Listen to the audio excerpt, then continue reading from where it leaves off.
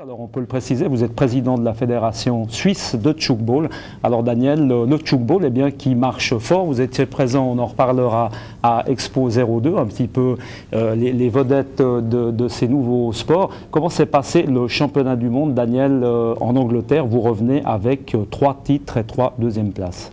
Absolument, ça s'est très bien passé. On est parti là-bas, on avait réussi il y a 2 ans en arrière, lors des mondiaux qui se sont passés à Genève en 2000, on avait réussi à avoir une 3e place, que ce soit dans le mondial homme ou le mondial femme. On est parti là-bas avec la ferme intention d'arriver à décrocher une place en finale.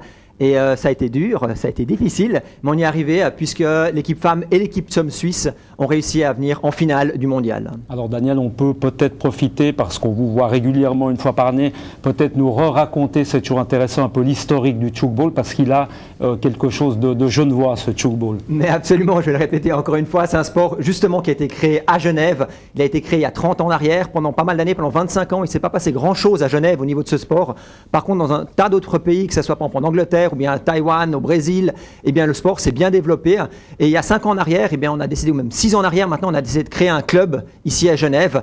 Et petit à petit, ce club est devenu plus grand et maintenant on propose des activités pour tous les niveaux et pour tous les âges. Alors là, Daniel, on voit des images, vous pouvez peut-être nous aider parce qu'on n'était malheureusement pas à ce championnat du monde en Angleterre. Alors là, vous jouiez contre qui? Alors là, il faut qu'on m'aide parce que je ne vois pas les images malheureusement. Ah. Ça, c'est le match Suisse-Taïwan au niveau des garçons, des filles. Au match homme, donc c'est probablement la finale du championnat. La finale du championnat du monde, c'était un match qui était très engagé, mais il est vrai que les Taïwanais, ils ont encore pour l'instant un niveau supérieur et ils nous ont bien battus. Alors Daniel, qu'est-ce qui font justement que ces Taïwanais sont supérieurs? Ou est-ce que ces Chinois sont supérieurs à nos Suisses? Alors ce qui fait, je pense, c'est simplement déjà une question de base. C'est qu'à la base, ils sont plusieurs milliers, plusieurs dizaines de milliers de joueurs là-bas sur place. Ce qui fait que, évidemment, c'est plus facile d'avoir des bonnes équipes performantes au niveau national après. Et je pense que c'est un sport qui convient assez bien aux Asiatiques aussi, parce que c'est un sport dans lequel il faut être rapide, il faut être impulsif, il faut y aller vite. Et ça, c'est quelque chose qu'ils arrivent bien à faire. Alors on peut passer le micro à Carole Grébert qui est à côté de vous. Carole, bonsoir. Vous êtes membre de l'équipe féminine de ce tchoukball.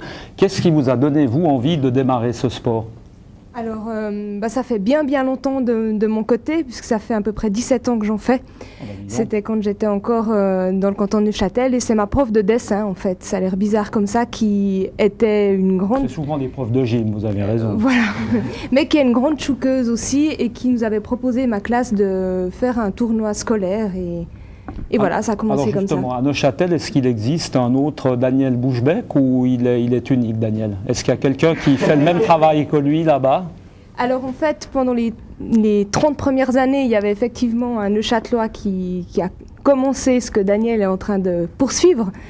C'est Michel Favre qui était en fait avec l'inventeur Hermann Brandt, le docteur Hermann Brandt, et c'est grâce à lui en fait qui a commencé à prendre en fait des footballeurs et à leur faire du tchoukball, et après ça a commencé comme ça. Carole, au niveau international, c'était quoi votre premier championnat du monde ou vous en avez disputé d'autres? J'en ai disputé quelques autres puisque j'ai commencé en 1987. Et j'ai pas arrêté depuis, donc ça fait, je vous laisse compter. Racontez-nous peut-être juste le parcours que vous avez eu pour arriver donc en finale, et vous avez bien tenu les Chinoises, hein, ça a été serré. Oui, effectivement, c'est la première année que certaines Chinoises qu'on commence à aussi un petit peu connaître, puisque surtout elles parlent anglais, et donc on arrive à communiquer. C'est une des premières fois où elles ont beaucoup couru, elles nous ont dit, ça faisait longtemps qu'elles n'avaient pas couru autant. Et donc on a fait des matchs aller-retour, donc contre les Taïwanaises, on a chaque fois plus ou moins perdu de plus ou moins beaucoup, entre 2 points et 7 points. Contre les Anglaises, on les a deux fois battues.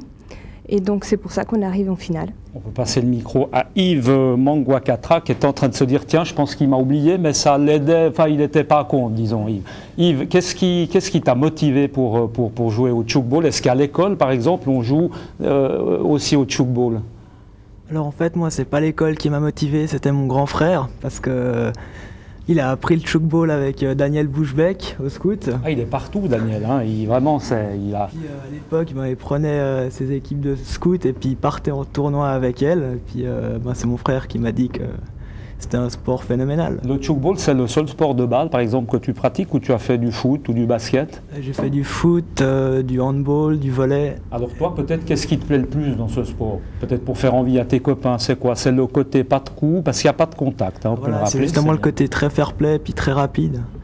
Puis surtout, c'est un sport où il faut réfléchir et puis à la fin du match, on est autant épuisé mentalement que physiquement. Puis c'est ce qui me plaît beaucoup. On peut repasser le micro à Daniel. Daniel, le championnat du monde, c'est pas chaque année, hein, c'est de temps en temps, c'est pas encore vraiment fixe, hein, c'est tous les 2 ans, pas tout à fait. J'ai presque un scoop pour vous là, c'est qu'il y a une nouvelle formule. Allez-y, des scoops. On y va, pour ça on peut y aller. Allez-y. On a une nouvelle formule qui est en train de s'établir actuellement avec la Fédération internationale de tchoukball, parce que je m'occupe aussi un petit peu avec la Fédération internationale. Et normalement, il va y avoir tous les 2 ans un championnat du monde et tous les 2 ans des championnats continentaux. Hein.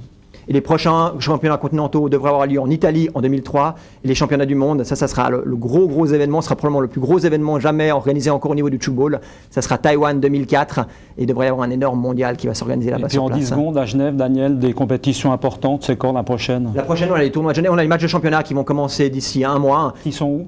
Qui vont se passer, normalement ils se passent à l'école d'ingénieurs. Et les tournois, le premier tournoi de Genève qui va se passer au mois de décembre pour les enfants, pour les adultes et pour les adultes, enfants et jeunes. Voilà. Merci beaucoup, bonne chance à vous. Merci. Nous on se retrouve tout à l'heure.